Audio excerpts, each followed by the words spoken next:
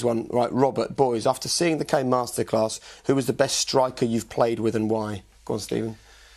Played with loads of top strikers. Suarez is probably the best if you're talking about an all-round number 9 who'd done a bit of everything, because his work rate, his desire, his commitment. He could score unbelievable goals, he could score tap-ins, he could ruin a defence on his own, and he was a match winner. For you personally, he was the favourite, was he? Who you liked playing with him the most? Torres and Owen were probably slightly more, because I was in my prime, and I was on the same wavelength with them, and they were more runners in behind. But you said who's the best centre forward I've played with, and that's Suarez. Go on then, Jermaine. Yeah, very fortunate actually. People like Robbie Keane, Jermaine Defoe, Berbatov, to name a few. But I have to say the one that stands out is probably the guy that Harry Kane's chasing. The 4 years I spent at Newcastle with Alan Shearer.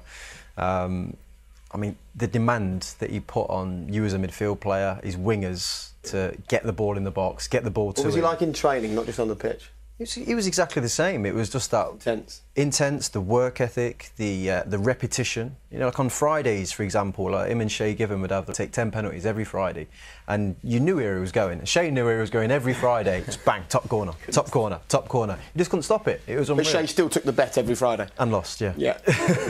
Brilliant. What about you, John? Yourself, probably. Again, like the boy. I don't know about that. Again, like the boys. I played with so many. When I went to Arsenal, George Graham said to me, he said, "John, you signed for me today." He said, "You'll make your debut on Saturday with the current England centre forward, who was Ian Wright." Yeah. Then Dennis Bergkamp arrived, who was just an absolute magician, Dennis Bergkamp. What was it like when Dennis first arrived in training and you just got the glimpse of this guy? Well, if Dennis Bergkamp played in the snow, he wouldn't leave any footprints. That's how good he was. He used to float. He was just ridiculous, Dennis's touch. And if you watch his 100 goals for Arsenal, or over his career, Dennis Bergkamp's best goals, some of the goals are just out of this world. They really were.